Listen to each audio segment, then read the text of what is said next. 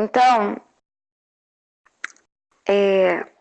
primeiro, eu quero fazer uma introduçãozinha só para falar como é que vai ser hoje. É muito bom estar aqui com vocês. Fiquei um pouquinho desanimada por causa da internet, que me deu um baile aqui, mas é sempre bom estudar. Vamos estudar um pouquinho de ética hoje. Hoje nós vamos dar uma pincelada nos principais sistemas éticos não deontológicos. E eu quero que vocês tenham em mente o seguinte: que vocês não se preocupem em entender tudo o que eu vou falar. Quando a gente estuda filosofia, né, lembra que a ética ela é um campo da filosofia. Quando a gente estuda filosofia, é muito importante a gente não querer entender tudo de primeira. A filosofia, ela é um remedinho assim que você toma de gota em gota. O aprendizado é assim, você nunca vai conseguir entender algo, tipo assim, 100% de primeira, sabe? Você vê um conceito. Às vezes você pode entender o conceito de primeira, mas normalmente você não entende. Mas aí você pode entender 5, 15, 5, sei lá, 2% do que é aquele conceito. Não entender um conceito, em vez de ficar frustrado e desistir de entender ele, achando que não vai entender, só guarda ele no coração. Então, eu falei aqui o que era um sistema. Eu falei aqui de sistemas éticos não deontológicos. Eu não expliquei. Então, talvez alguns de vocês ainda não pegaram o que é isso. Não se frustrem, não tem importância. Só guarda no coração que mais pra frente você vai entender. Se não entender mais pra frente nessa aula, outro dia você vai ver isso e vai entender. Só guarda no coração. Porque você vê uma palavra difícil, aí você se assusta. Aí quando você vê ela de novo, você já não se assusta tanto. E aí você vai aprendendo. 5, 15, 20, 40.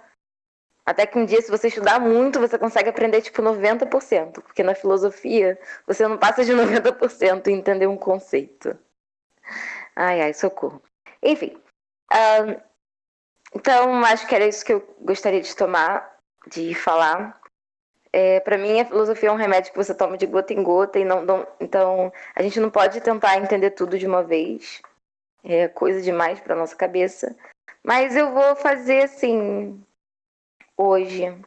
Eu vou usar as definições da Louise. Elas não são definições muito precisas, até porque as definições mais precisas elas são mais longas e às vezes complicadas. Eu vou falar aqui de uma maneira bem informal, assim, as minhas definições. Eu espero que dê para entender. Beleza? Então, a ética ela é um campo da filosofia e ela se divide basicamente em 4 principais categorias. A primeira a gente chama de ética descritiva. A palavra-chave aí é descrever. Qual o objetivo da ética descritiva? É descrever a moral de uma sociedade. Ela é uma disciplina da sociologia. Então, o que é a ética descritiva? São aqueles sociólogos que vão lá, eles observam uma cultura e eles vão lá e escrevem, descrevendo como é a moral daquela cultura. Então, eles não querem fazer juízos de valor, do tipo, essa cultura é boa, é ruim, tá certo, tá errado. Isso até é visto como errado hoje em dia, pela maioria deles. O que a ética descritiva quer fazer é ver a moral e descrever o fenômeno da moral. Então, ela só descreve. A outra categoria é ética normativa. Aí eu botei a palavra-chave, são princípios. Por quê? O objetivo dela não é descrever. O objetivo dela é estudar a moral a fim de produzir princípios que guiem as nossas escolhas morais. Ou seja, ela quer descobrir parâmetros, métodos para dizer isso é certo, isso é errado. Então, o objetivo dela é entender o que é certo, o que é errado, e a partir disso, normatizar de criar normas sobre o que é certo, o que é errado, com base nesse estudo da ética. Com base nesse estudo. Então, ética descritiva, busca descrever. Normativa, ela vai criar princípios. Ela busca ver o que é certo e o que é errado. Já a metaética, a palavra-chave para ela é a linguagem. Ela investiga a respeito da moral através da linguagem moral. Voltando, ela investiga o que se diz a respeito da moral. Então, ela vai, por exemplo, investigar os significados dos principais termos utilizados quando você fala de moral. Por exemplo, termos como o bom, o mal, o justo, o injusto, o que é um dever, o que é correto.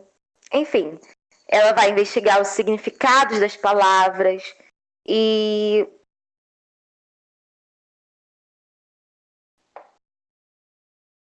assim. E também vai estudar como que as pessoas utilizam esses termos, assim por diante. Então, o objeto de estudo da metaética é a linguagem moral. O objetivo dela é investigar a linguagem moral. Ela estuda acerca do que se diz da moral.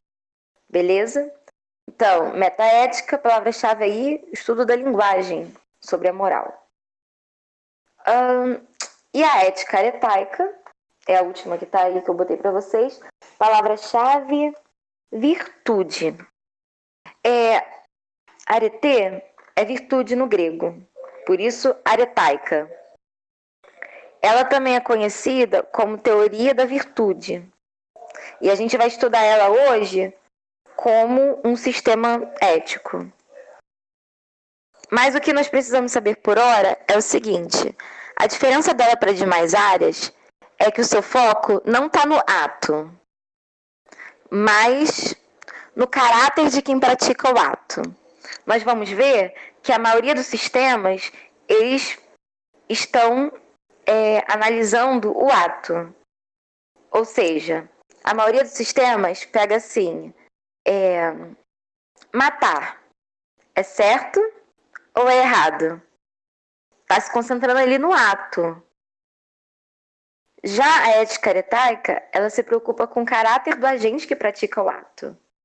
Então, ela não só se preocupa se o ato em si está errado ou está certo, mas ela se preocupa principalmente acerca do caráter daquele que está praticando o ato. Então, enquanto as demais áreas vão se preocupar em dizer se uma conduta X é certa ou errada, apesar de que outras áreas, que também são direcionadas aos atos, elas não fazem esse juízo de valor sobre o que é certo ou errado. Muitas delas não acreditam que existe um certo ou um errado. Enfim, a ética aretaica, ela, ao contrário de todas as outras, vai se preocupar com a motivação e com o caráter daquele que está praticando a conduta.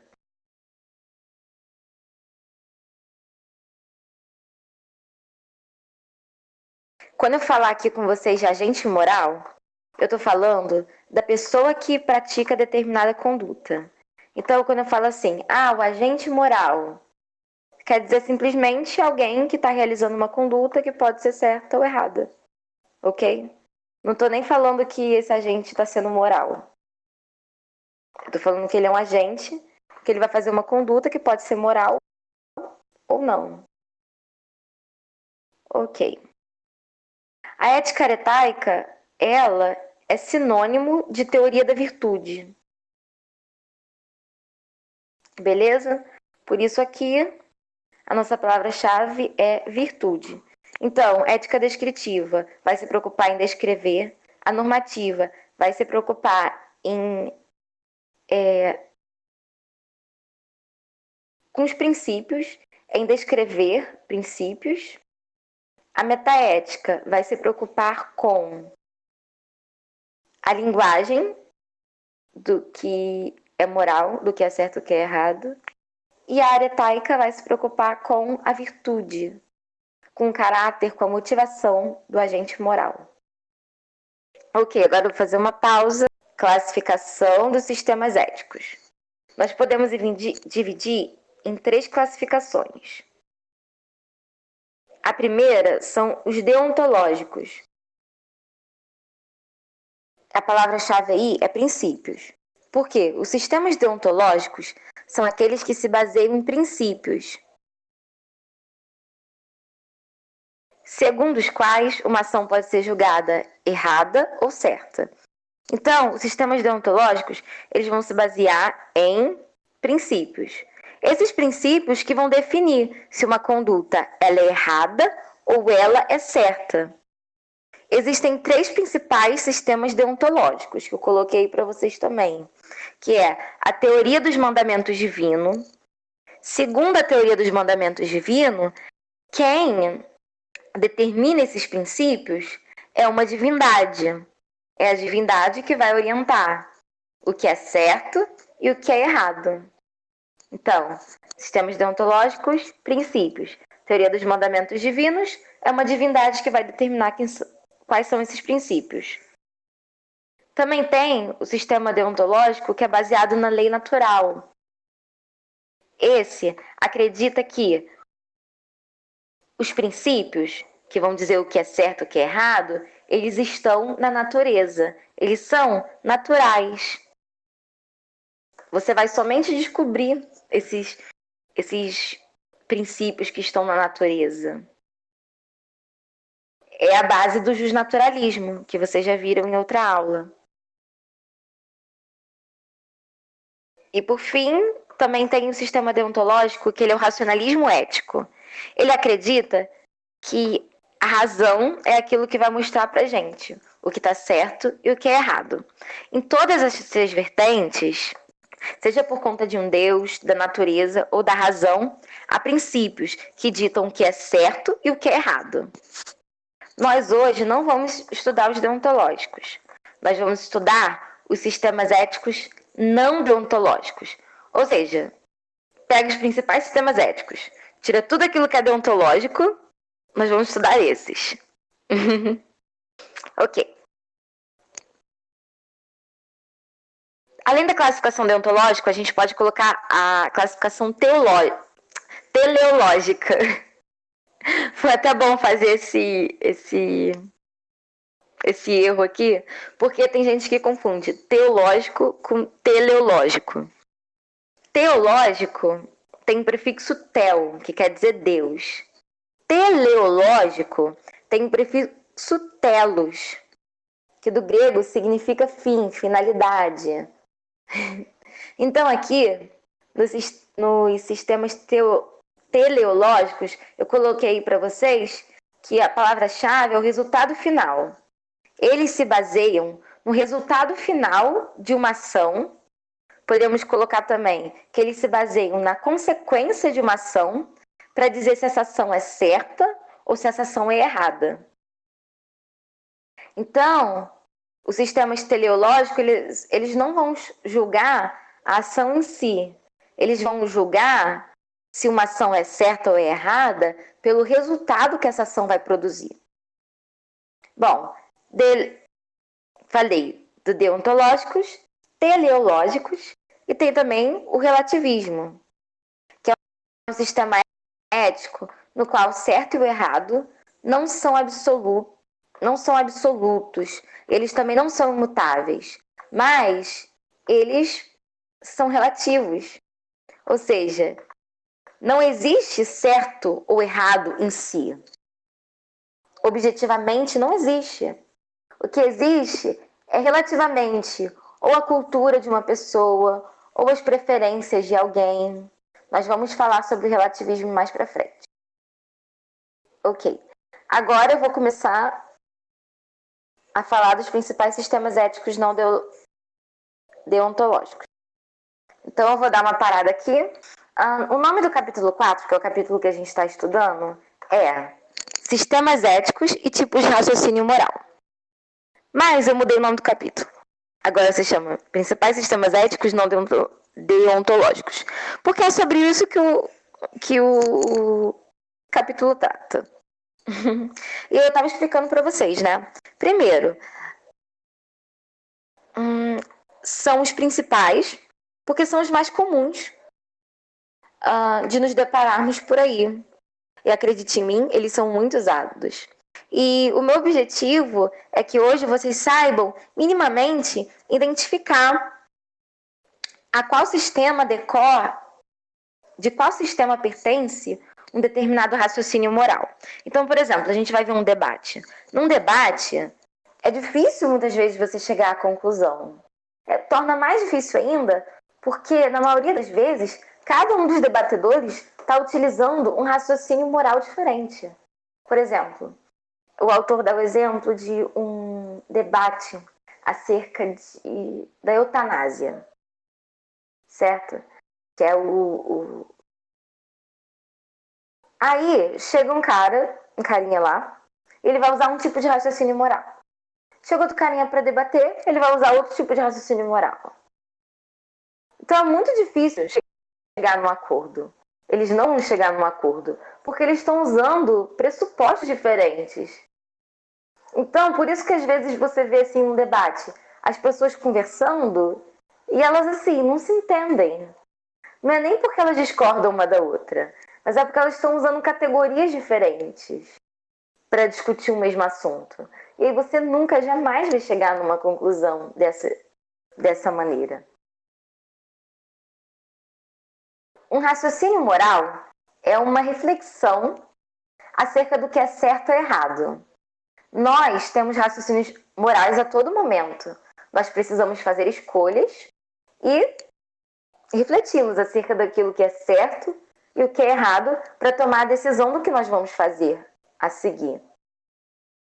Às vezes a gente se utiliza de um raciocínio mais utilitarista, às vezes de um raciocínio mais deontológico.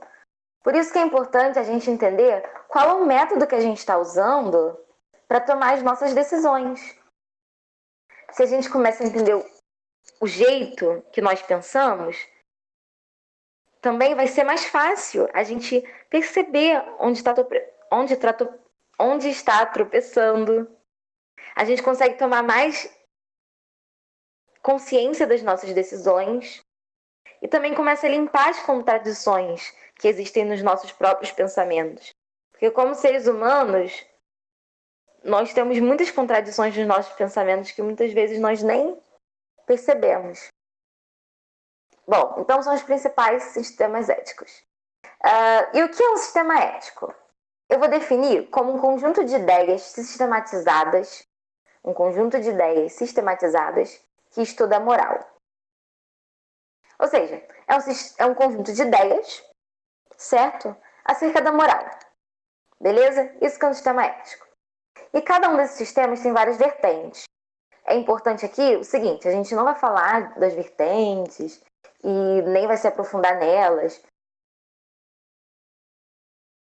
Mas assim, a gente precisa ter em mente que a gente não pode colocar, por exemplo, todos os utilitaristas no mesmo pote, todos os relativistas no mesmo pote.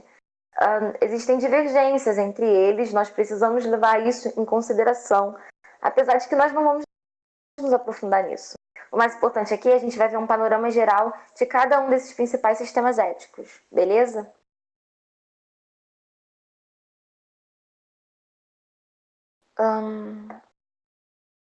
Ok. Então, a gente viu que um sistema ético é um conjunto de ideias sobre a moral. E assim, como cada um deles tem ideias diferentes, tem pressupostos diferentes, cada um deles vai gerar tipos de raciocínio moral diferentes.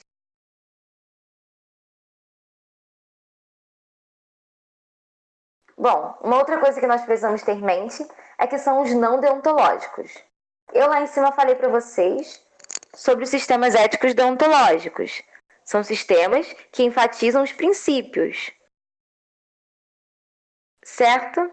Vocês estudaram, por exemplo, sobre a ética do Antigo Testamento e viram que a ética do Antigo Testamento é predominantemente teleológica. Desculpa, gente. É predominantemente deontológica. Afinal, ela era baseada na lei. Ela não era exclusivamente deontológica, mas era principalmente deontológica. Ela era baseada na lei. Era a lei lá que dizia o que era certo e o que é errado.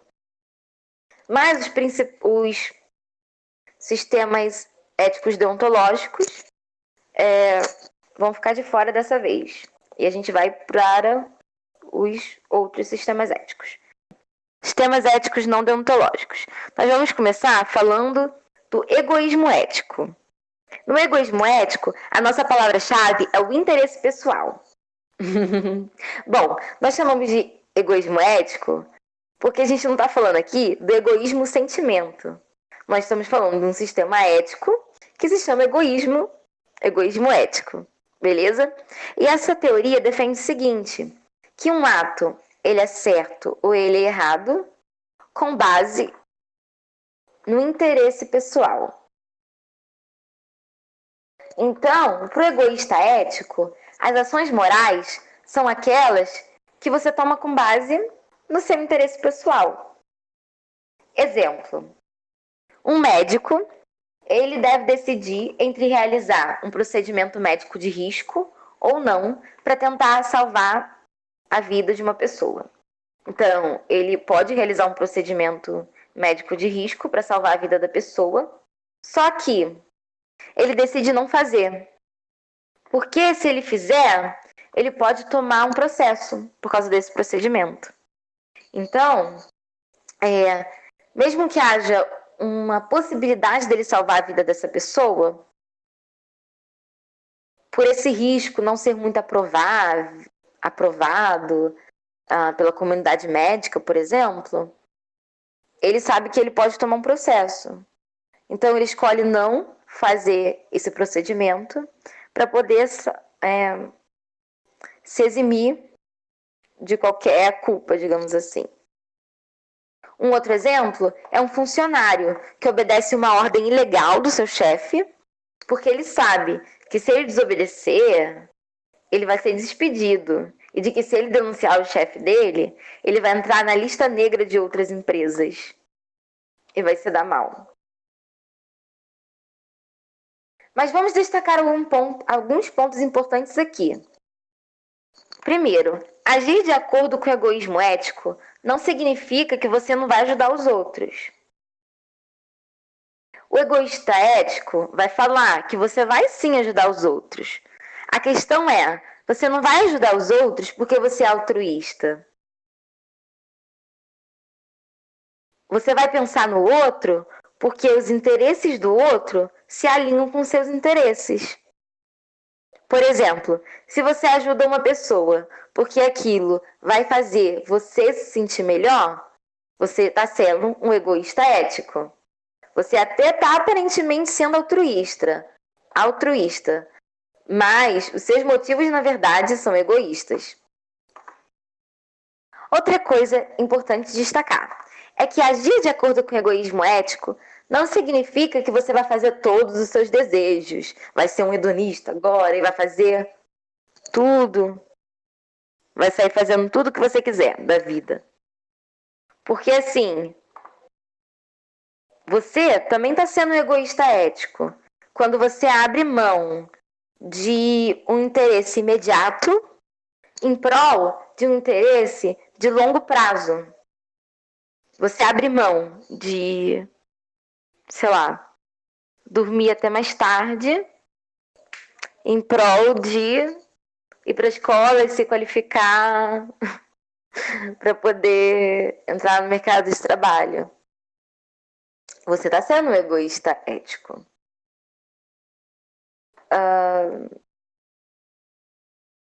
Isso nos ajuda a entender o contrato social de Thomas Hobbes. Na última aula, a Carol falou sobre Thomas Hobbes. Thomas Hobbes, ele acreditava o seguinte, ele era um egoísta ético. Ele acreditava o seguinte, que o estado natural do ser humano convivendo junto é um estado de guerra, de caos. Por quê? Ele acredita que o ser humano, ele está sempre buscando seus próprios interesses. E eventualmente não, o tempo todo, os interesses das pessoas colidem uns com os outros. Então, surge a guerra. Porque a todo momento, as pessoas, quando vão tentar se relacionar e viver em comunidade, os interesses delas entram em conflito. E aí, elas entram num estado de guerra.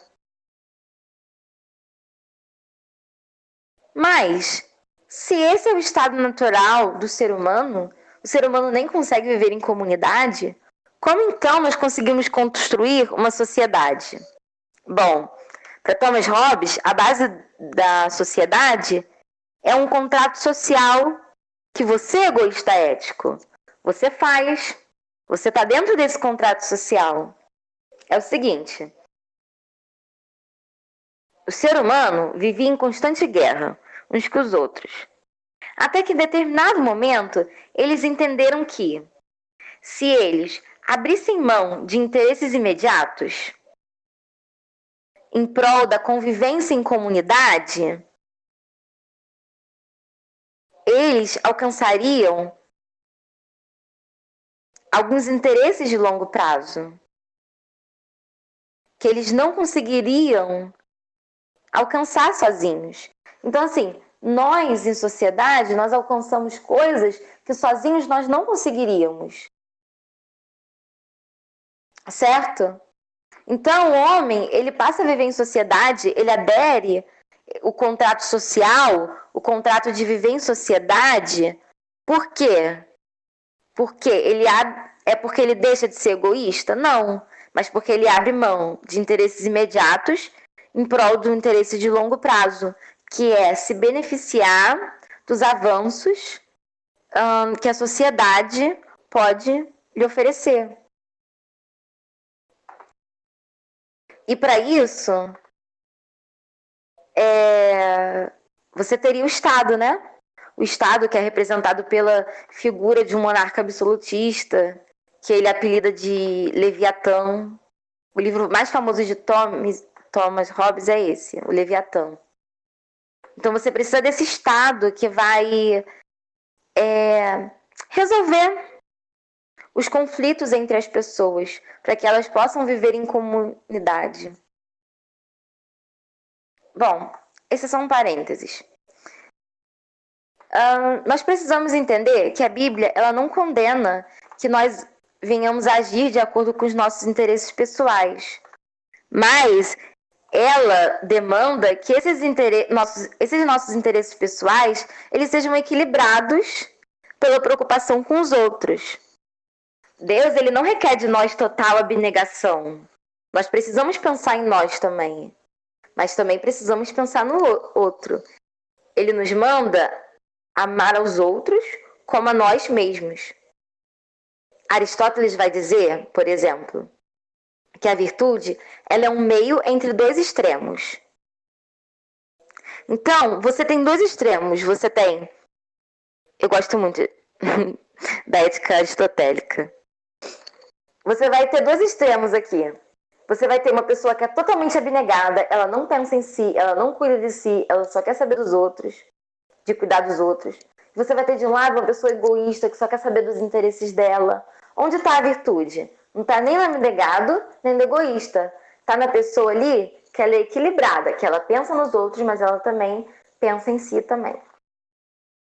Ela ama si, mas ama também os outros. Vou pular para o próximo, que é o utilitarismo.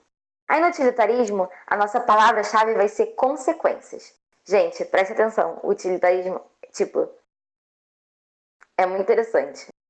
Ele é um sistema teleológico. Lembra que a gente falou de teleológico? Telos é fim. Como ele é um sistema teleológico, ele não vai analisar o ato em si, se o ato é certo ou se o ato é errado. Ele vai analisar o seguinte: ele vai analisar o resultado final do ato, para dizer se aquele ato é certo ou errado.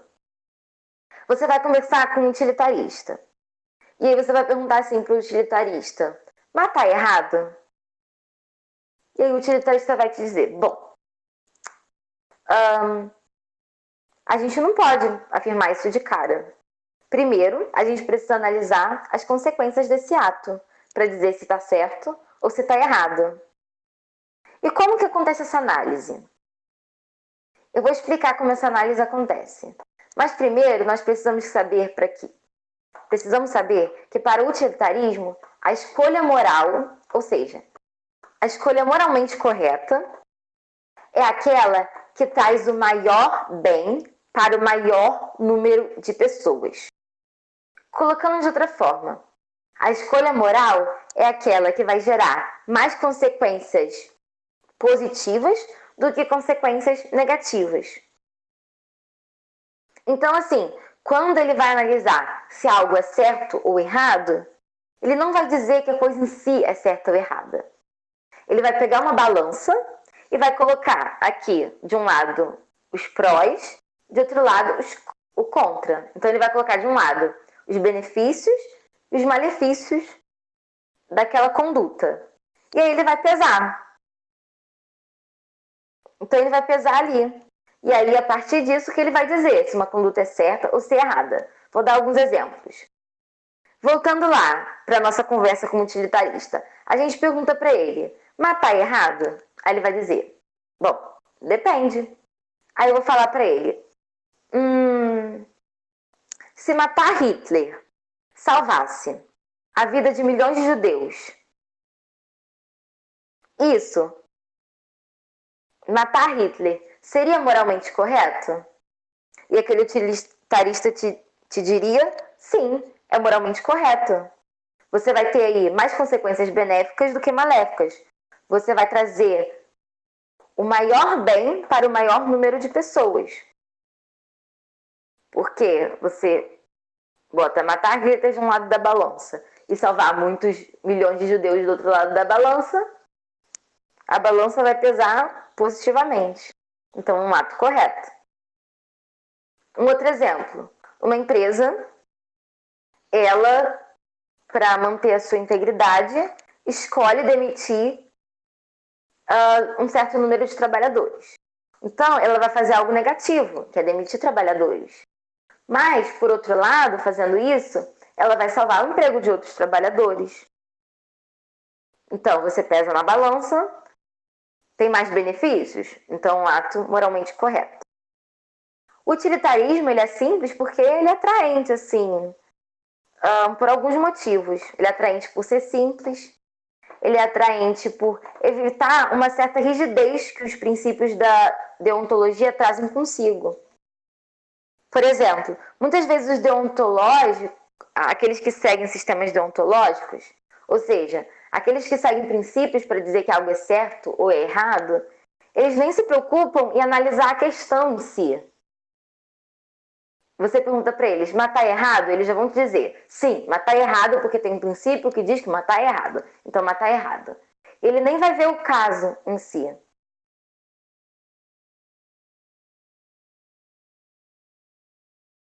Então, às vezes, esses sistemas deontológicos, eles são muito rígidos, que eles já têm ali um princípio, uma regra pronta. E, às vezes, eles sacrificam as pessoas em prol dos princípios que esse sistema estabeleceu.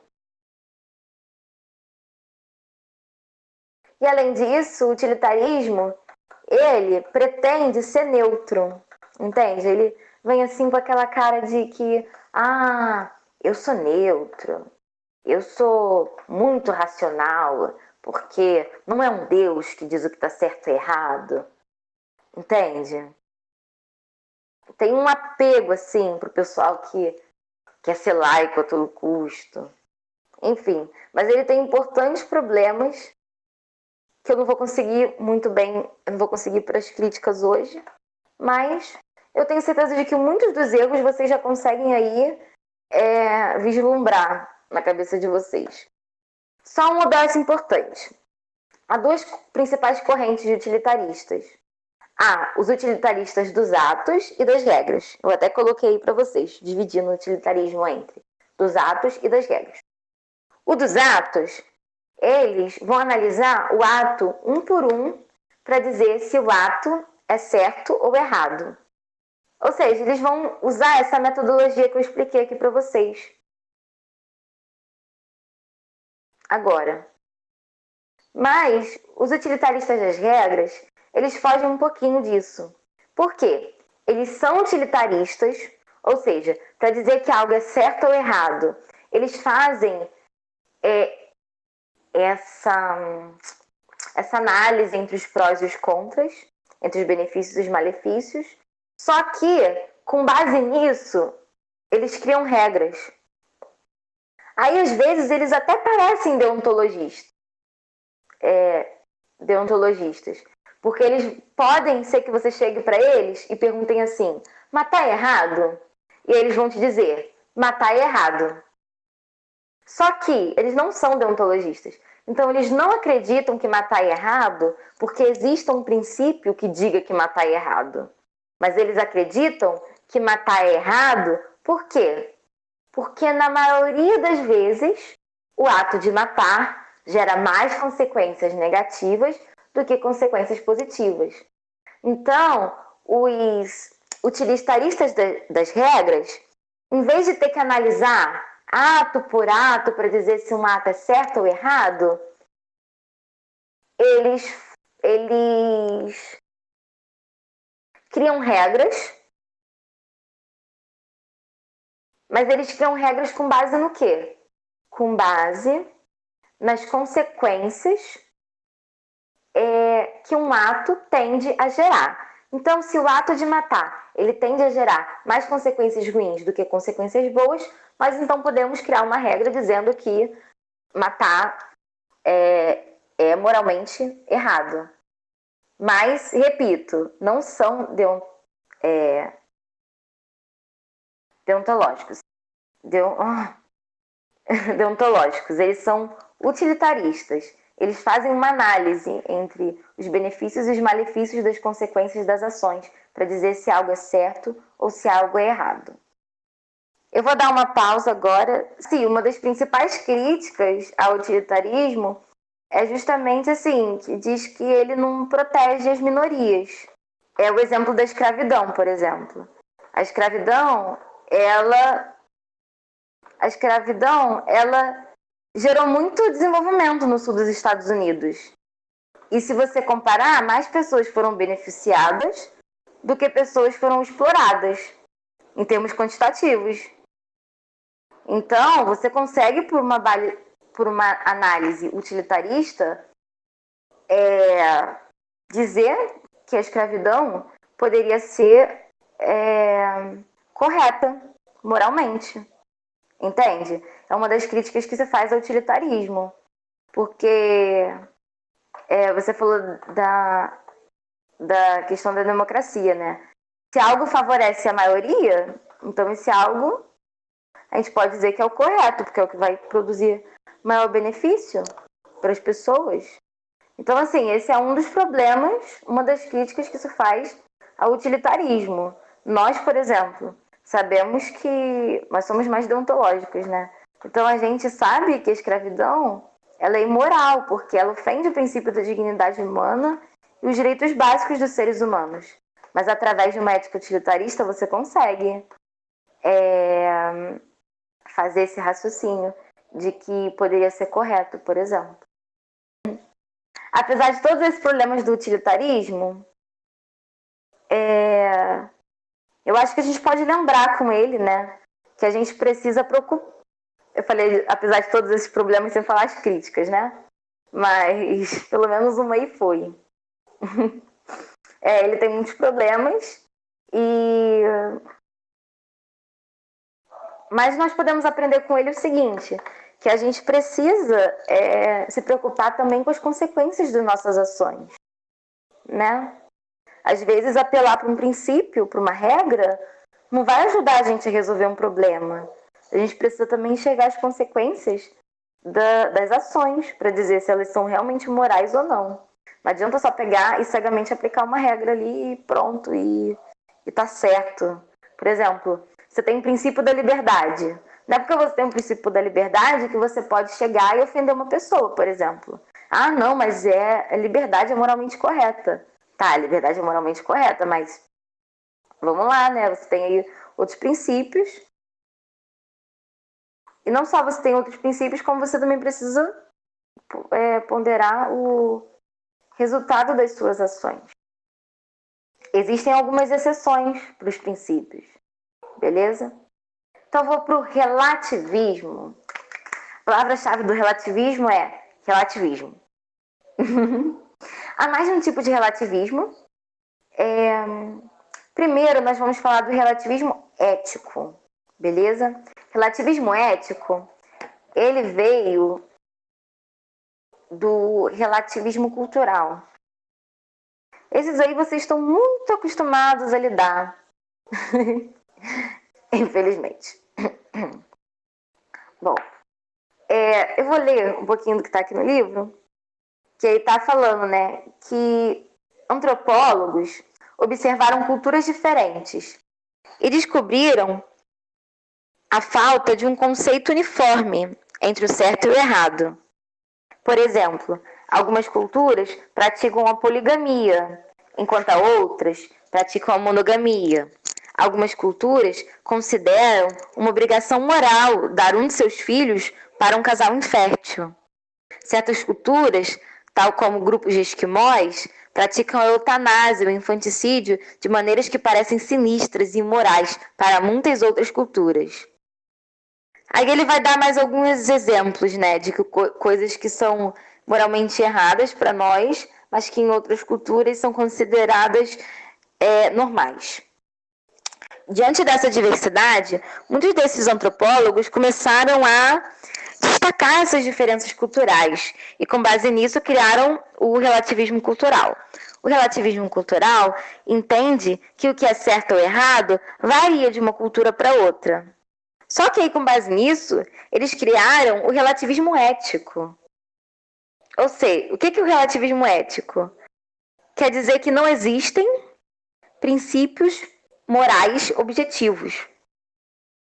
O que determina o que é certo ou errado é a cultura. Então, para o relativista ético, o que define se algo é certo ou errado é a cultura. Como vocês podem pensar, isso eu vou embutindo algumas críticas aqui, né? Como eu não vou adentrar exclusivamente no momento de críticas para a gente terminar hoje, a gente vê muito hoje, né, que em nome da tolerância e da compreensão, a gente tem que considerar os valores de outra cultura tão válidos quanto os nossos valores. Nós temos que Só que o próximo passo lógico disso é você aceitar como normativo, ou seja, aceitar como regra, dentro do seu contexto, os valores de outra cultura. Mas isso é muito complicado.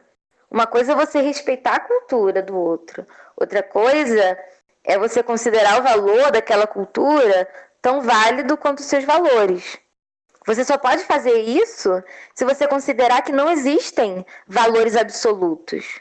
O que para um cristão não cabe, a não ser que ele não acredite na Bíblia. Assim, e aí tem uma concepção muito estranha do que seja cristão, do que seja ser cristão.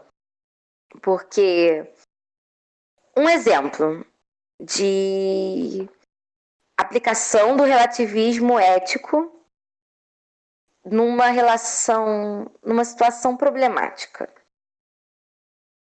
Exemplo: uma família árabe se mudou para os Estados Unidos. E a filha dessa família queria se casar com um homem. Porque lá nos Estados Unidos é normal, né? Você escolhe a pessoa com qual você quer casar. Mas o pai, que era árabe, seguiu a tradição da sua terra e matou a filha por causa disso. Aí ele foi acusado por homicídio e o advogado de defesa defendeu a inocência dele com base no relativismo ético. Ou seja, defendeu a inocência do homem dizendo o seguinte: ele pode ter agido de maneira errada para os padrões dos Estados Unidos, mas a gente tem que respeitar a cultura dele. E na cultura dele, isso é perfeitamente aceitável. Entende o problema que dá? Você não consegue levar o relativismo às últimas consequências. Você vai ter problemas se você fizer isso. Enfim, mas não existem só os relativistas éticos. Existem também os subjetivistas éticos. Como um bom relativista, ele acredita que não existem princípios morais objetivos. Ele não acredita que existem valores, princípios de fato. Só que, enquanto para o relativista ético é a cultura que define o que é certo ou errado, para o subjetivista ético, o que define o que é certo e errado sou eu. Eu que considero algo certo ou errado. Não é nada de nada no mundo que diga o que é certo ou errado. É você que diz. Ou seja, para um, algo pode ser certo, para outro, pode ser errado. Na real, não existe certo ou errado. É o indivíduo que determina o que é certo ou errado para ele. Tem uma outra forma também que é chamada de convencionalismo. Para o convencionalismo, é a aceitação cultural que determina a validade dos princípios. Então, ele é um relativista. Para ele, não existe certo ou errado em si. Mas algo é certo ou errado na medida em que a cultura aceita ou não aquilo. Na prática, existe pouca diferença entre o relativismo ético e o convencionalismo. É praticamente a mesma coisa. O quarto tipo é a ética situacional. Então, a gente viu que existe o relativismo ético, para ele é a cultura que define. O subjetivista ético, para ele, é você que define. Existe o convencionalista, que para ele também é a cultura, só que de um modo um pouco diferente. E também existe a ética situacional. Para quem defende a ética situacional, o que determina se algo é certo ou errado é a situação. Sabe como você vê o que é certo ou o que é errado? Da seguinte maneira, você tem que pensar qual a situação mais amorosa em questão. Beleza? Então, não existe certo ou errado. O que determina o que é certo ou errado é o quê? A coisa mais amorosa a se fazer em determinada situação. Assim, tecnicamente falando, ele não é nem relativista, porque a lei do amor é um absoluto. E como relativista não pode ter absolutos, ele nem está sendo relativista, para dizer a verdade. Mas vai convencer eles disso, né? Boa sorte. Porque o relativismo está muito em alta, eu vou pincelar um pouquinho das críticas, tá bom? Rapidinho. Eu falei daquele sobre a tolerância e a compreensão a qualquer custo, sobre você ter que aceitar o valor de outra cultura tão válido quanto o seu. Outra coisa, outra crítica. Eles promovem uma falsa dicotomia entre o absolutismo e o relativismo.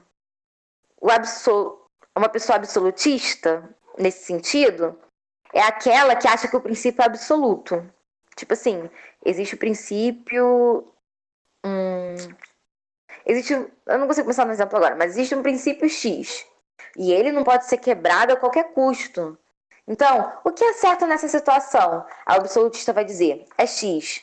Aí você vai falar para ele, mas você nem analisou a situação. Ele vai falar, não, mas existe um princípio que diz que é X, então é X.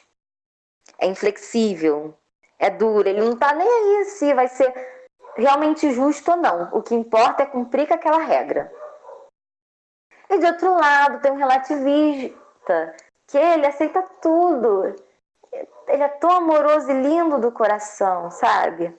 E aí você vê essas duas opções, você é mais seduzido pelo relativismo, né? Porque você não pode, sabe, ser tão duro a querer botar as regras a todo custo. Só que aí, vai de novo o meu querido Aristóteles. Onde está a virtude? Está Tá no meio termo, pessoa. Tá no meio termo. Você não vai ser nem absolutista, nem também um relativista. Você tem que ser um meio termo. Você tem que saber que existem regras, existem princípios, existe certo e errado. Só que você não pode sempre colocar a regra. A gente que é do direito, a gente vê muito isso, sabe? Você não pode simplesmente pegar a lei e aplicar ao caso concreto sem analisar um caso, porque cada caso tem suas particularidades. Às vezes, o que vai ser justo para 99% dos casos, um determinado caso não vai ser justo. Ok? Então, outras críticas é que esses antropólogos eles dão muita diferença, uma proporção exagerada às diferenças. Quando, na verdade, nós temos muitas coincidências entre as culturas. Eu vou ler um trechinho aqui que está no livro que o autor colocou. Vai dizer assim, ó.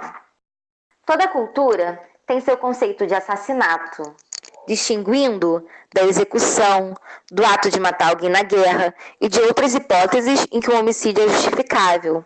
As noções de incesto e outras normas relativas ao comportamento sexual, as proibições de mentir sob circunstâncias definidas, questões de restituição e reciprocidade das obrigações mútuas entre pais e filhos, esses e muitos outros conceitos morais são inteiramente universais. Então, na verdade, você tem mais coincidências do que divergências. Porque, assim, na verdade, o que acontece é que eles confundem as práticas com diferenças de conceitos morais. Vou tentar explicar.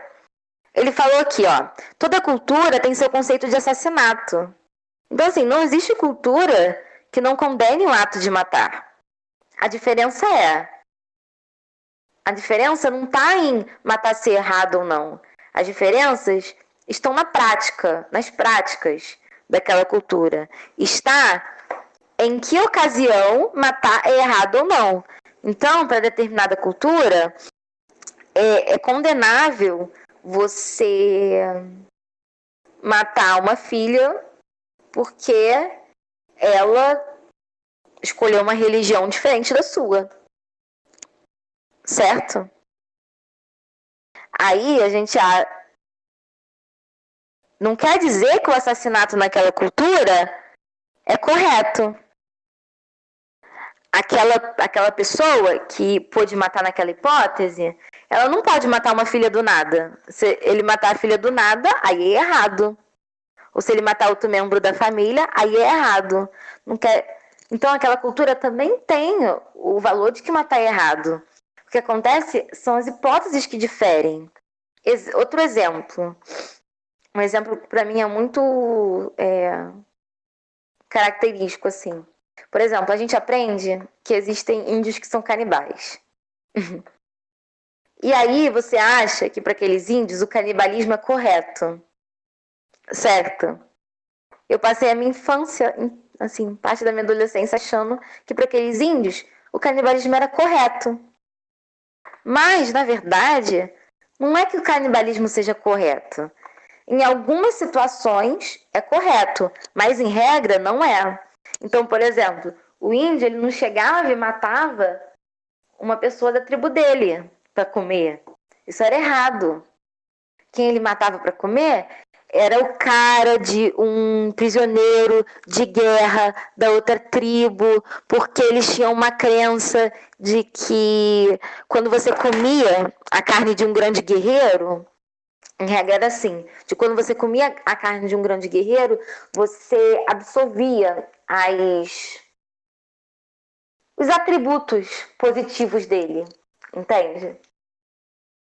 Então, não quer dizer que canibalismo para eles era liberado, era correto, era super legal. Em determinadas situações era aceitável, mas em regra não.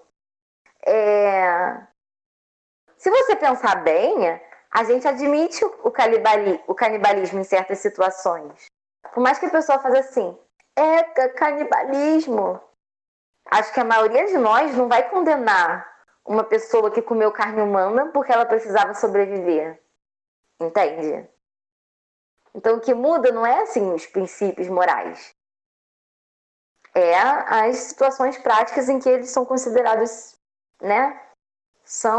O que muda são as exceções que você tem dentro desses princípios morais. Então há muito menos diversidade moral do que os antropólogos pensam que eles viram. E ainda que existisse uma vasta diversidade de princípios morais diferentes, você não pode concluir que porque não existem...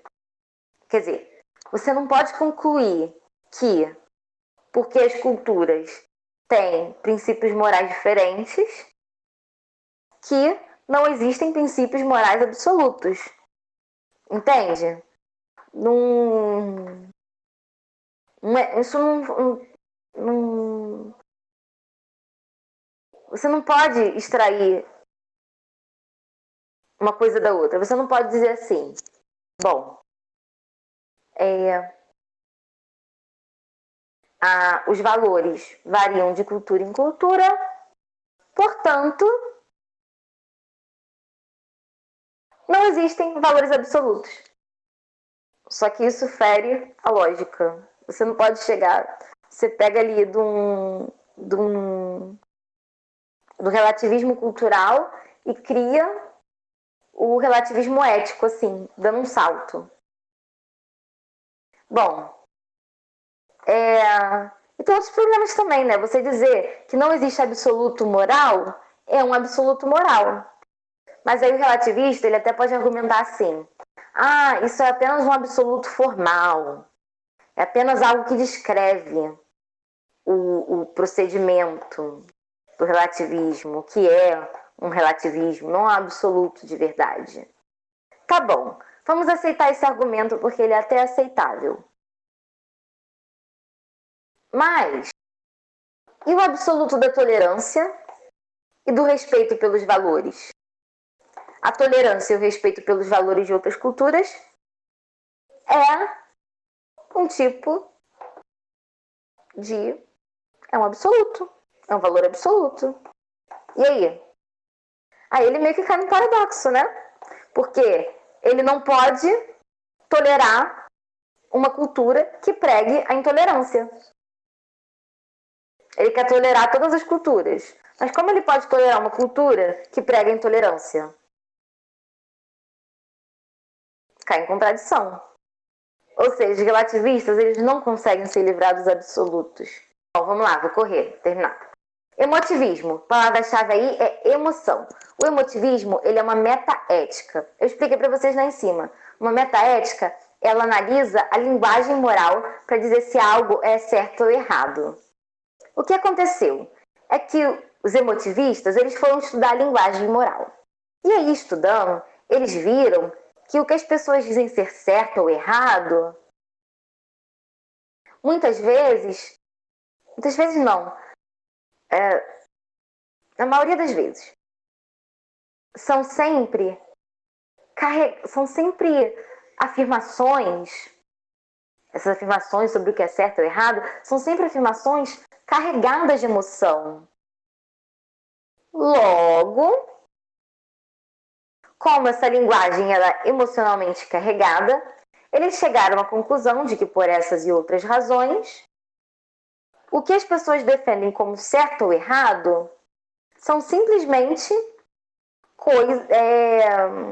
conclusões que as emoções desse indivíduo levam ele a pensar. Então, assim, por que uma pessoa acha que a prática da homossexualidade é errada? Ela acha porque, para ela sente que é repugnante, que é desagradável. Já a pessoa B, ela aprova a prática da homossexualidade. Por quê? Por conta dos gostos, porque ela se sente bem em relação àquilo. Aprovar ou desaprovar é uma questão de quê? É uma questão de emoções. Lá no relativismo, a gente viu o subjetivista ético. O subjetivista ético, ele depende do que a pessoa sente em relação daquilo, do que a pessoa acha. O emotivista, ele vai um passo além do subjetivista. Não é porque o sujeito simplesmente pensa de determinada maneira, mas é como ele se sente, o que as emoções dele levam ele a considerar. Não existe verdadeiro ou falso em si. Não existe certo ou errado em si para o emotivista. Tudo é uma questão das emoções, do que as suas emoções vão levar você a pensar, a considerar como certo ou errado. E quando você está tentando convencer alguém de que algo é certo ou errado, na verdade, você está mascarando. Assim, as suas intenções realmente são emoções, não tem nada racional nisso, são emoções. Só que você acaba levando outras pessoas a pensar. É uma manipulação. Você manipula outras pessoas a pensar da maneira como você pensa. Eivado pela sua emoção. Porque no final de contas, não tem nada que diga que algo é certo ou errado. Ok? Então, da preposição de que a linguagem, ou seja, o que se diz da preposição de que o que se diz sobre certo e errado é emocionalmente carregado pelas emoções da pessoa. Logo, o emotivista conclui que, por essas e outras razões também, né? Não posso ser injusta. Por essas e outras razões, ele conclui que não é uma questão de certo ou errado. É uma questão do que as suas emoções te levam a pensar. Ok? Só que aí nós vamos ter vários problemas com o emotivismo, que eu não vou falar agora porque eu preciso passar para o próximo. Teoria da virtude. Virtude, essa palavra bonita. A teoria da virtude, ela, como eu disse lá em cima, ela é também chamada de ética aretaica. E ela remonta a Platão, Aristóteles e vários outros pensadores. Há quem diga que a teoria da virtude é um sistema ético. Bom, aqui eu coloquei ela como se fosse um sistema ético. Mas a gente pode questionar ela como sistema ético. Porque, assim, há muitas pessoas que defendem, e eu tenho essa impressão também, de que ela não se basta por si só. De que ela não é um sistema completo. De que ela é algo que você pode, um plus que você pode adicionar em algum sistema. Então, assim, meu sistema é mais ou menos um sistema deontológico junto com a teoria da virtude. Eu acho que é basicamente isso que o autor vai defender também. Um sistema deontológico com um plus da teoria da virtude. A teoria da virtude ela é diferente das outras, porque ela não vai julgar se algo é certo ou errado pelo ato em si. Para ela, não basta analisar o ato.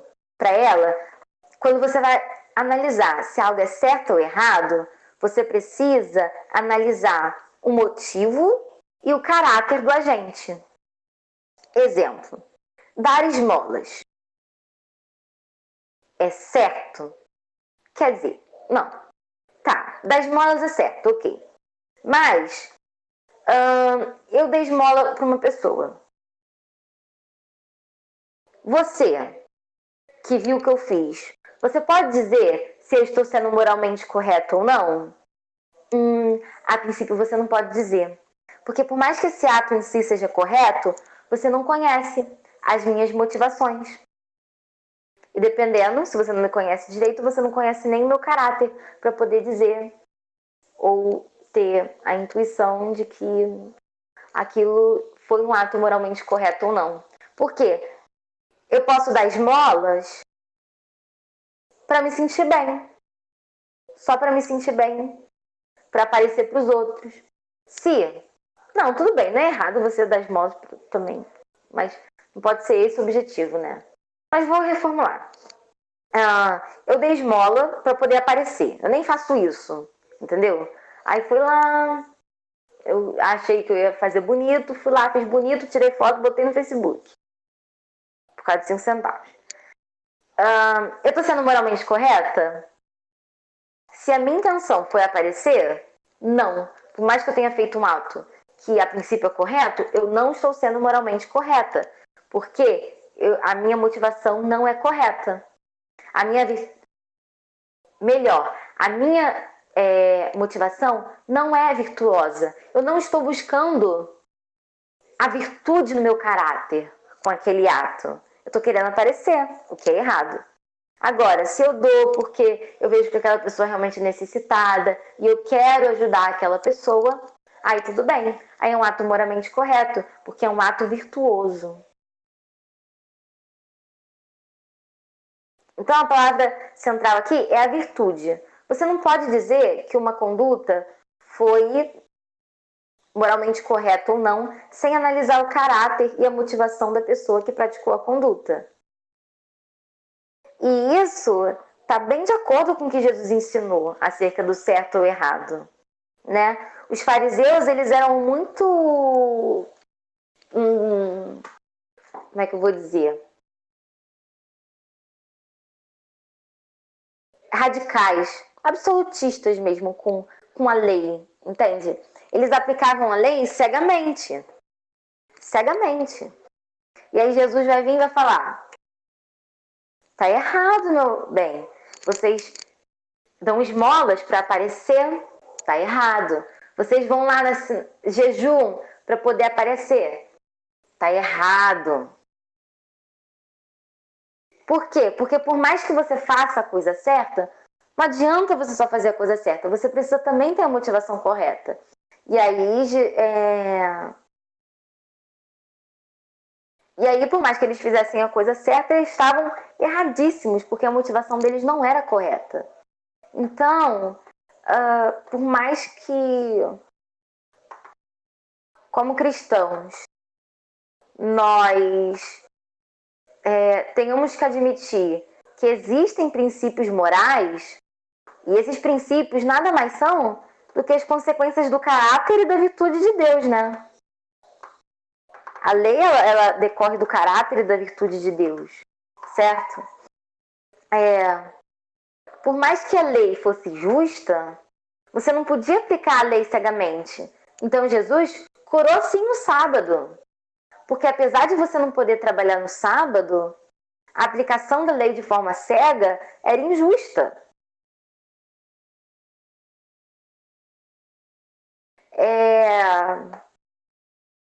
Não basta você fazer o ato correto. Não basta seguir a lei só com o corpo. Você também precisa seguir com o coração. Você precisa praticar com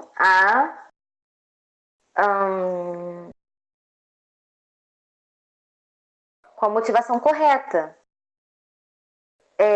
A teoria da virtude, ela vai além do fazer. Ela coloca a questão no ser.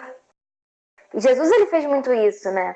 Ele colocou a questão ali da virtude, do que é certo ou errado, no ser. Você precisa ser moral, não simplesmente praticar uma moralidade que vazia em si, ok? Então, para ser uma pessoa correta, você precisa ter uma motivação correta, você precisa desejar ser uma pessoa virtuosa. Então, assim, eu peguei a teoria da virtude, adaptando um pouquinho a teoria da virtude àquilo que a Bíblia fala. Mas, assim, vocês têm que ter em mente de que, por exemplo, Aristóteles, ele não vai falar de Deus da Bíblia, né? Mas tem muitas coisas boas que a gente pode tirar da teoria da virtude. E